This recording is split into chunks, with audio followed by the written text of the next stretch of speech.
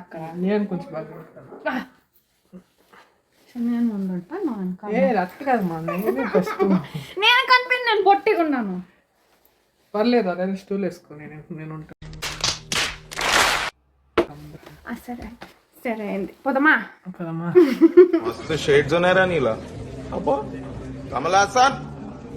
అన్ఎక్స్పెక్టెడ్గా అయితే టెంపుల్ డేటింగ్కి అయితే వెళ్ళిపోతున్నాం. బికాజ్ ఎప్పుడూ లేదు మా శ్రీవారి టెంపుల్కి వెళ్దామా, ఎలాగో రెడీ అయ్యావు కదా అన్నాడు.